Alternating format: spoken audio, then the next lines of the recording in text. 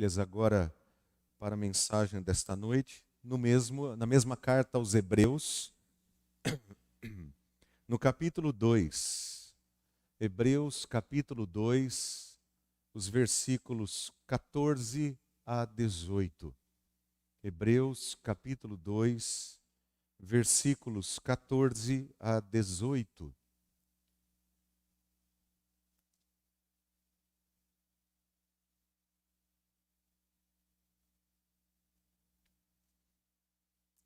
Todos acharam? Graças a Deus. Eu lerei então, peço aos amados que acompanhem suas Bíblias. Versículo 14. Visto, pois, que os filhos têm participação comum de carne e sangue, também Jesus igualmente participou dessas coisas, para que por sua morte destruísse aquele que tem o poder da morte, a saber, o diabo, e livrasse todos os que, pelo pavor da morte, estavam sujeitos à escravidão por toda a vida. Pois ele, evidentemente, não socorre anjos, mas socorre a descendência de Abraão. Por isso mesmo, era necessário que em todas as coisas ele se tornasse semelhante aos irmãos, para ser misericordioso e fiel sumo sacerdote nas coisas referentes a Deus, e para fazer propiciação pelos pecados do povo, pois naquilo que ele mesmo sofreu quando foi tentado, é poderoso para socorrer os que são tentados. Que Deus abençoe sua palavra e também a nossa mente, a nossa alma, para recebermos esta palavra como palavra de Deus. Meus amados irmãos, a vida, ela pode ser muito pesada. E esse peso nos puxa para baixo. Pode levar muitos à depressão. E pode levar muitos a pensar em desistir da própria vida. E quando esse peso vem sobre nós, nós percebemos que nós não somos tão fortes como imaginávamos que éramos tão fortes. Até crentes tão consagrados como Jó, que conhecemos da sua história bíblica, chegaram a dizer assim: ao deitar me pergunto, quando me levantarei? Mas a noite é longa e estou farto de me virar na cama até o amanhecer. Estou farto da minha vida. Observe que os sofrimentos pelos quais Jó passou, as dores que ele estava enfrentando, físicas e emocionais, o levavam a não conseguir dormir à noite. E ele virava de um lado para o outro em sua cama e o sono não vinha. E a noite parecia mais longa do que ela é. Porque quando nós conseguimos dormir profundamente, quando tudo está muito bem, nosso físico está bem, nosso emocional está bem, espiritual está bem, tudo está bem, a gente dorme aquele sono profundo, nem percebe que passou a noite toda. E a gente diz, dormi a noite inteira, que maravilha. Mas quando as coisas não estão bem, o sono foge, a dor toma conta do nosso corpo. Os pensamentos parecem que não vão embora. E você acorda muitas vezes assustado, várias vezes à noite, assaltado por pensamentos e por sentimentos que vêm e tentam de alguma maneira roubar a sua paz. E Jó passou por isso. E o seu sofrimento era tanto que ele diz, estou farto da minha vida. Meus amados irmãos, nessas horas o tentador, ele se aproxima, ele se aproveita, ele tenta se aproveitar de nossas fraquezas. Nós começamos a pensar em coisas horríveis. E dentre estas coisas horríveis, vem o pensamento que eu já conversei com muitos que me disseram isso. E não só muitos que me disseram isso, eu mesmo passei por essa condição também, em pensar em desistir de tudo. Desistir da fé, desistir da igreja, desistir de Deus, desistir da família. Esse tipo de sentimento, esse tipo de pensamento é muito mais comum do que nós possamos imaginar. E eu tenho absoluta certeza de que há muita gente que, se já não passou por isso, está passando ou ainda irá passar por momentos como estes, por sentimentos como estes. A carta aos Hebreus foi endereçada a irmãos que estavam passando por momentos assim em suas vidas. A pressão era tanta, a perseguição, o sofrimento, os bens que eram retirados daqueles que eram crentes, pessoas que perdiam seus entes queridos de uma maneira assim absurda, pela perseguição religiosa. Isso tudo fazia com que a alma daquelas pessoas ficasse aflita, abatida, e alguns pensavam em desistir de tudo. Então a carta, ela é escrita com esse propósito de exortar e de encorajar os irmãos que estavam sofrendo, que estavam abatidos, que estavam deprimidos, estavam sendo tentados pelo diabo e estavam se sujeitando a ele. E a carta, então, tem o propósito de apresentar Cristo como o grande herói do povo de Deus, onde Jesus é apresentado como aquele que é maior do que os anjos, maior do que o grande legislador de Israel, Moisés, maior do que os sumos sacerdotes, e ele próprio de uma linhagem sacerdotal eterna. Jesus é maior do que todos os heróis do Antigo Testamento descritos no capítulo 11, que é o grande capítulo da fé. E a Bíblia Sagrada vai nos mostrar que o grande segredo para vencer momentos como estes, em que somos tentados, ficamos deprimidos, ficamos emocionalmente fragilizados, com medo. O grande segredo para vencer momentos como esse é olhar firmemente para o autor e consumador da nossa fé, o Senhor Jesus Cristo. Por quê?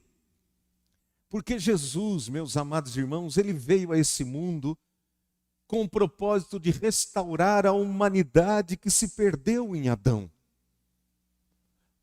Adão, o primeiro homem criado por Deus, com quem Deus fez um pacto no Antigo Testamento, que ele era o cabeça federal deste pacto, em favor de todos os seres humanos.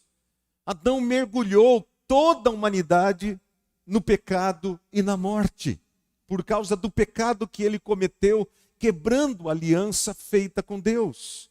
Ele colocou todos debaixo de escravidão e debaixo dessa condição miserável de morte e separação de Deus, mas uma escravidão espiritual, uma escravidão que nos cega, uma escravidão que faz com que nós não sejamos capazes de enxergar mais o amor de Deus por nós. É a escravidão debaixo do poder dos grilhões de Satanás. E Jesus, ele veio, meus amados irmãos, para transformar os filhos de Adão em filhos de Deus. Aqui traduzido pela palavra filhos de Abraão. Transformar aqueles que Adão fez deles escravos do diabo, libertar estes da escravidão e fazer deles novamente filhos de Deus. Por meio de Jesus, aquele que crê no Senhor Jesus Cristo, no seu sacrifício eterno, se torna filho de Deus e pode desfrutar de perfeita comunhão com Deus. Mas Jesus também veio a esse mundo E ele derrotou o diabo no seu próprio campo de batalha. Ele fez isso por nós. O texto da palavra de Deus diz que o diabo acorrenta as pessoas debaixo do pavor da morte. Se tem algo que o ser humano teme, é a morte. Teme a morte porque não tem esperança nenhuma depois da morte. Porque o diabo e aqueles que estão sob o seu poder não têm nenhuma esperança. Estão completamente destituídos de esperança. Então a arma mais poderosa do diabo é o medo da morte. É o pavor da morte. O medo da morte é uma das emoções mais controladoras da vida. Isso é terrível. O medo da morte pode levar pessoas a negarem a própria fé. Muitos, em momentos de perseguição, onde perceberam que se dissessem, eu creio em Jesus, Jesus é o meu Senhor, iriam morrer. Naquele momento, a fé destas pessoas foi testada e elas pularam para trás, porque tiveram medo de morrer. Sabe por quê? Porque não tinham certeza da salvação. Porque ainda estavam debaixo do poder da escravidão do diabo. Achando-se cristãs, achando-se homens e mulheres de Deus, mas na realidade não, nunca passaram por uma experiência de salvação. O diabo, ele não tem poder da morte. Como lemos no próprio livro de Jó, o diabo não pode fazer nada sem a permissão de Deus. Ele só pode fazer aquilo que Deus permite que ele faça. No versículo 14, a palavra poder aqui utilizada não significa autoridade, mas significa força. Significa isso que o diabo, apesar de não ter autoridade sobre a vida ou a morte, para determinar o que vai acontecer com alguém, especialmente com os filhos de Deus, ele tem força para manter as pessoas debaixo do seu domínio e cegueira espiritual. Por causa do medo.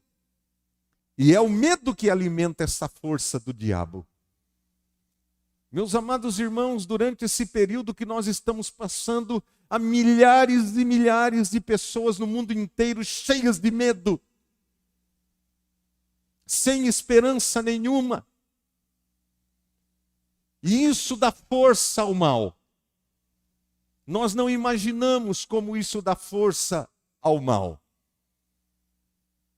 O mal, ele ganha força através do nosso medo. Quanto mais medo, mais força o mal tem. Que as pessoas se sentem acuadas. As pessoas se sentem tão acuadas, tão amedrontadas, que elas começam, por causa do medo, a beberem. Por causa do medo, elas começam a se envolverem com drogas. Por causa do medo, elas começam a ficar violentas. Porque em lugar de correrem para Jesus, aquele que é o único que pode vencer o diabo e o venceu, as pessoas com medo e agindo com medo, elas expõem o medo que as domina e não há nada de bom no medo que nós possamos tirar dele. Em Lucas, no capítulo 11, versículos 20 a 22, quando Jesus é acusado de estar expulsando demônios por Belzebu, o maioral dos demônios, Jesus traz uma palavra muito interessante. Jesus fala de um valente, que é o diabo. Ele está falando do diabo ali. E ele diz que esse valente mantinha as pessoas debaixo do seu domínio, até que um outro mais valente, o próprio Cristo, ele entra na casa do valente, do diabo, ele desarma o diabo e ele amarra o diabo e ele liberta aqueles que estavam sob o poder do diabo. É isso que o texto da palavra do Senhor nos diz. Jesus Cristo veio a esse mundo que jaz no maligno, cujo príncipe deste mundo é o diabo, e ele venceu o diabo no seu campo de batalha. E ele fez isso para libertar pessoas que estavam escravizadas ao poder do diabo com medo da morte. Para salvar estas pessoas, Jesus Cristo venceu a morte na cruz e ressuscitou ao terceiro dia. Ele está vivo, ele está vivo, ele está sentado ao lado de Deus Pai, à direita de Deus Pai. Está vivo. Você percebe? Leia as Sagradas Escrituras no Novo Testamento e compare com o Antigo Testamento. No Antigo Testamento, quando se conta a história dos reis de Israel e até mesmo dos patriarcas, sempre eles têm um começo de vida, um meio e um fim de vida. Você fica sabendo que eles morreram, quando eles morreram, onde eles foram sepultados. Mas quando você chega no Novo Testamento, o Novo Testamento não acaba com a morte. Nunca acaba com a morte, a não ser de Tiago e Estevão, que foram perseguidos. Mas sempre acaba com a glória, sempre acaba com a vida. Você não tem no Novo Testamento a descrição de onde e como morreram os apóstolos. Você não tem a descrição de como e onde morreram os diáconos da igreja. Você não tem.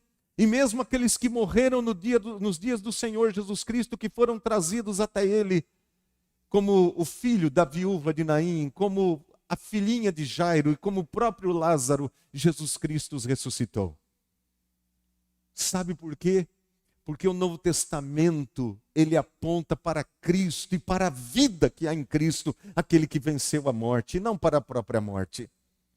O Novo Testamento é uma revelação de Deus para nós, para que nós creiamos na vida, creiamos no poder da ressurreição, creiamos naquele que está vivo, que derrotou o diabo no seu campo de batalha. Então Jesus veio a esse mundo para libertar estas pessoas que estavam escravizadas sob o domínio de Satanás, debaixo do medo da morte, e os transportou do império das trevas para o reino da luz, para o reino do Filho do seu amor, vai dizer a palavra de Deus.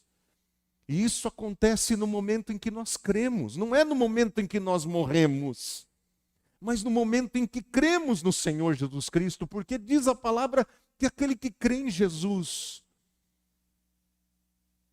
ressuscitou com Cristo. E aquele que crê em Jesus está sentado nos lugares celestiais em Cristo Jesus. É o que nos ensina a palavra de Deus, meus amados irmãos. Então, como viver com medo? Como viver com medo? Amados irmãos, o diabo, a cegueira espiritual e a morte não podem impedir aquele que Jesus salvou de começar a viver já a vida abundante. Porque ela é garantida pelo sacrifício de Jesus e pela sua ressurreição. Quando Jesus subiu aos céus, ele enviou o Espírito Santo para habitar em nós. Ele nos deu uma nova vida, uma vida livre. Ele vai dizer na sua palavra: e conhecereis a verdade vos libertará. E sereis verdadeiramente livres. É isso que um servo de Deus, que um homem de Deus, que uma mulher de Deus é, livre. Nós não estamos mais debaixo do medo. Nós não estamos mais debaixo do domínio das trevas. Porque em Cristo nós somos mais do que vencedores. Então Jesus, ele liberta e salva completamente. Completamente e eternamente o homem e a mulher que nele creem. Então aquele que está debaixo do domínio do diabo, ele tem medo da morte porque ele não tem esperança. Nenhuma. Ele não crê em nada. Porque o diabo cegou completamente. Rompeu completamente toda a ligação dele com Deus. Mas aquele que crê em Jesus Cristo é liberto do poder da morte, é liberto do domínio de Satanás, da escravidão. Ele tem a sua vida restaurada na sua comunhão com Deus, por isso ele está em paz com Deus. Ele sabe, ele crê, porque a palavra de Deus mostra isso. Que o diabo não pode mais acorrentá-lo. Queridos, o diabo pode tentá-lo, o diabo pode causar-lhe sofrimentos, o diabo pode causar dor, mas ele não pode roubar a sua salvação. O diabo não pode separá-lo do amor de Deus e nem arrancar-lhe o selo do Espírito Santo. Ele não pode. Por causa daquilo que Jesus Cristo fez por você. Aquilo que Cristo fez é a garantia de que somos de Deus e ninguém pode nos tirar das mãos do Senhor. Por isso Jesus ele veio para restaurar. Por isso Jesus ele entrou nesse mundo e ele derrotou o diabo no seu campo de batalha. E Jesus agora exerce seu poder para socorrer seus filhos quando estão sendo tentados. É o que vai dizer a palavra de Deus para nós nesse texto maravilhoso que lemos e também nos outros textos que lemos nesta noite já na nossa liturgia. Falando de Jesus, olha o que ele fez, você tem acesso ao trono da graça de Deus, você pode entrar confiantemente ao trono da graça de Deus, Jesus te livrou. Você se lembra de quando Jesus esteve no Getsêmani? Ele foi lá com os discípulos antes de ser preso e após instituir a nova aliança. Ele instituiu a nova aliança e saiu com os discípulos e foi para o jardim do Getsêmani. Ele sabia que seria preso. Ele sabia de tudo o que estava para acontecer. Sabia que Judas viria junto com um grupo de soldados para prendê-lo. E Jesus está ali com os 11 discípulos. Ele convida Pedro, Tiago e João para irem com ele uns 50 metros à frente dos outros discípulos. E ali ele os convida a vigiarem com ele. Porque aquele era um momento muito difícil. Era uma angústia tão grande que a Bíblia Sagrada diz que ele suou gotas de sangue. Gotas de sangue. Ele sabia que o inimigo viria com todo o seu furor para cima dele. Com toda a sua ira. Viria para cima dele. Ele sabia que ele iria morrer. E ele sabia por que ele iria morrer. Ele não estava morrendo por ele mesmo. Ele estava morrendo por aqueles por quem ele deu a sua vida. Ele estava morrendo para satisfazer a justiça de Deus, para retirar a ira de Deus de cima daqueles que estavam escravizados pelo diabo e que viessem a crer nele, o seu povo. Jesus chegou a suar gotas de sangue, ele ficou sozinho. Os outros discípulos não conseguiram vigiar com ele. E diz a Bíblia Sagrada, como ele estava sozinho, Deus enviou um anjo para que estivesse ao seu lado naquela hora, para que ele não ficasse só. Ele orou: Pai, se possível, passa de mim esse cálice. Contudo, seja feita a tua vontade e não a minha. Meus irmãos, o Pai não permitiu passar o cálice. Jesus teve que bebê-lo inteiramente. Era o cálice da ira de Deus. Jesus não estava com medo da morte. Ele sabia que o Pai o ressuscitaria. Ele já havia dito isso várias vezes. Mas enfrentar a ira de Deus, por causa dos nossos pecados. Ter que enfrentar os castigos eternos que nós merecíamos receber. Tudo para nos livrar da escravidão do pecado, da escravidão de Satanás, do medo da morte, para nos abrir a porta de entrada para a casa do Pai. Ele é a porta, Jesus. Então Jesus tinha que sofrer. E ele tinha que sofrer também para que pudesse compreender o nosso sofrimento, para que pudesse se identificar conosco, nas nossas dores, nos nossos medos, nas nossas fraquezas, nas nossas angústias. E Jesus sofreu. Eu leio mais uma vez um texto que eu li já nessa noite, Hebreus 5, versículo 7, por favor. Ele, Jesus, nos dias da sua carne, tendo oferecido com forte clamor e lágrimas, orações e súplicas a quem o podia livrar da morte, foi ouvido por causa da sua reverência. Embora fosse filho, aprendeu a obediência pelas coisas que sofreu. E tendo sido aperfeiçoado, tornou-se o autor da salvação eterna para todos os que lhe obedecem. Meus amados irmãos, o sofrimento de Jesus, a perfeita obediência de Jesus, garantiram a Jesus o direito dele ser ouvido pelo Pai, em nosso favor. Garantiram o direito de Jesus se tornar o nosso sumo sacerdote. O sumo sacerdote dos filhos de Deus, daqueles que creem em Jesus. E daqueles que, quando estiverem passando por dores, por crises, por angústias, por medos, por tentações, e quando clamarem ao Senhor Jesus Cristo, terem absoluta convicção de que serão ouvidos. Porque quando pela fé nós buscamos o socorro do Senhor Jesus Cristo, o que o texto da palavra ele quer nos dizer, no capítulo 2, que lemos aqui, que ele é poderoso para socorrer.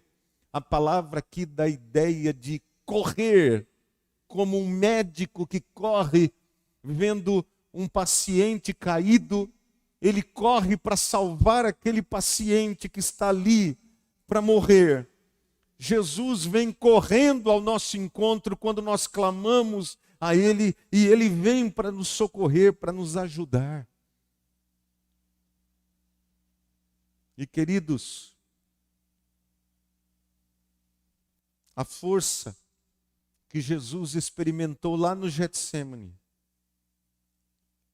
a companhia que Jesus não teve humana, mas de um anjo, nós podemos ter agora do Senhor Jesus Cristo. Ele dispõe essa companhia por meio do seu Espírito Santo, que estará conosco em nosso sofrimento, em nossa dor, em nossas crises. Ele estará ali para nos ajudar. Ele vai dispor de força, de graça, de poder, de misericórdia para nos ajudar quando nós estivermos sofrendo. A sua intercessão, a sua obediência, o seu poder, a sua autoridade garantem que sejamos ouvidos pelo Pai e atendidos pelo Pai por causa daquilo que Jesus fez por nós. Deus não fecha os ouvidos ao clamor dos seus filhos, por causa que nós temos um grande sumo sacerdote intercedendo por nós, o Senhor Jesus Cristo. Não é porque nós oramos bonito, não é porque nós falamos as palavras certas, não é porque nós temos uma senha, um abracadabra, que quando nós falamos alguma coisa, Deus abre, não.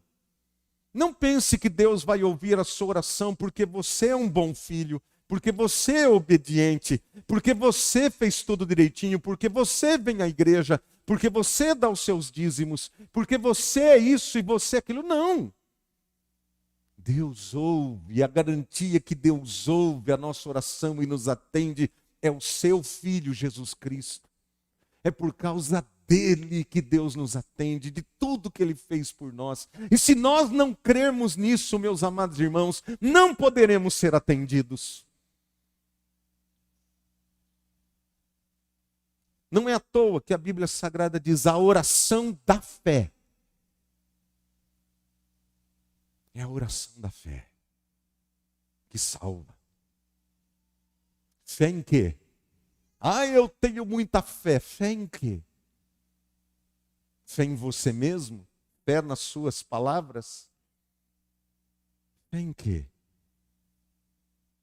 A fé tem que estar em Jesus, porque Ele é o autor e consumador da nossa fé. Meu amado irmão, minha amada irmã, o diabo está tentando você? Você tem sido tentado pelo diabo? Em que área da vida você tem sido tentado? Será que você está sentindo o hálito do diabo quente nos seus ouvidos? Para você fazer algo que vai desagradar a Deus, vai trazer um peso enorme de desgraça para a sua vida e para a vida daqueles que amam você.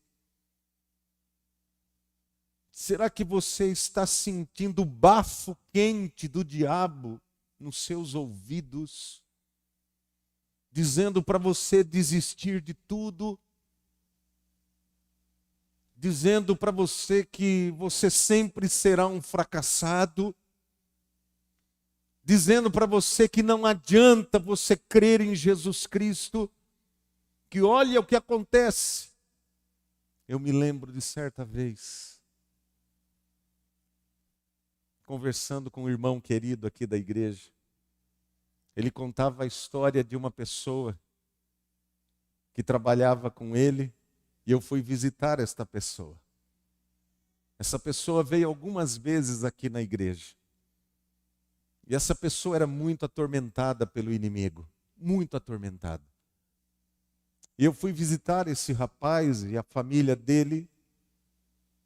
Ele estava vindo na igreja, depois que eu fui lá visitar, ele não veio mais. Me receberam muito bem na casa deles. Me receberam até com um bolo de chocolate. Quer melhor recepção do que essa? Mas eles não vieram mais. Sabe por quê? Porque ele estava com medo de vir. Porque ele dizia assim que todas as vezes que ele começava a querer seguir a Cristo, o diabo vinha e começava a atormentá-lo ainda mais. O diabo vinha e começava a atormentá-lo ainda mais. O diabo, ele é terrível. Ele não desiste com facilidade. Às vezes a pessoa é nova convertida e nos primeiros anos da conversão ela nada de braçada. É como aquele texto de Ezequiel que ele diz que ele entrou e a água dava pela canela, depois pelo joelho, depois pela cintura. E a hora que ele viu já era um rio tão imenso, tão profundo, que ele tinha que nadar. É assim, quando nós conhecemos a Jesus. A gente vai sendo tomado, aquela alegria, aquele prazer, aquele contentamento. Mas às vezes a gente esquece que não vai ser sempre assim. Que as provações virão. As dificuldades virão. Nós somos filhos de Deus vivendo no mundo que jaz no maligno. E o diabo, ele virá. Ele virá para nos atormentar. Ele virá para falar, olha, você brincou bastante já, vamos voltar para a vida que você vivia antes. Porque o projeto dele é sempre escravizar. E não desistir de ninguém. Não é à toa que muitos filhos de Deus são atormentados até o final de suas vidas com lutas e mais lutas. espirituais. Será que o diabo está usando circunstâncias difíceis, familiares, materiais, profissionais, para deprimir você, para desanimar você, para fazer você desistir de crer e de orar e de buscar o Senhor Jesus Cristo, de pedir a sua ajuda, de pedir o seu socorro e esperar? Será? O inimigo, ele é astuto. O meu irmão mais novo mandou para nós, os irmãos mais velhos, que são 4 mais velhos do que ele, uma mensagem. Não lembro se foi na sexta-feira, acho que foi na sexta. Mandando a mensagem assim: meu irmão perdeu o emprego ano passado, o emprego que já fazia 12 anos que ele estava lá, ganhava muito bem, perdeu o emprego por uma injustiça lá no trabalho. Daí no final do ano, ele recebe uma proposta de trabalho. E ele começa o ano empregado, já trabalhando desde a semana retrasada. E ele disse assim: manos, eu estou mandando essa mensagem para vocês para dizer que eu decidi deixar o meu trabalho. Decidi deixar o meu trabalho porque eu não posso compactuar com coisas tão erradas que fazem lá. Filho de Deus, ele não compactua para poder salvar a sua própria pele.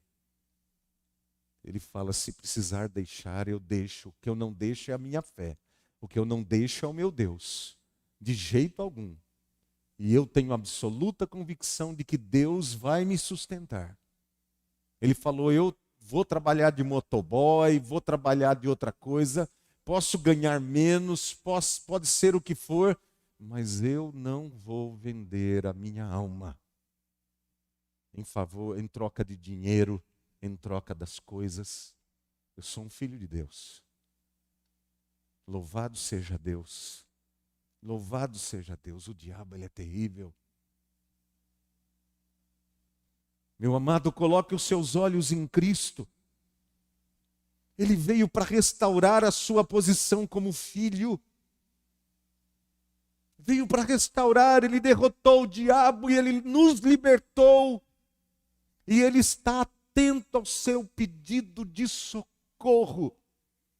Ele o atende porque ele o conhece, ele sabe que você é selado com o Espírito Santo, ele conhece os seus medos, ele conhece as suas fraquezas, ele conhece as suas tentações. E um toque do seu Espírito vencedor vai ajudá-lo a prevalecer contra todas as tentações do diabo, sejam elas de que natureza forem.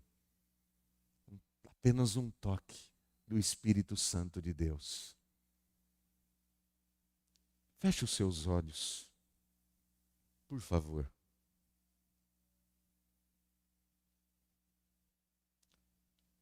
Você está clamando o socorro do Senhor? Está clamando mesmo o socorro do Senhor?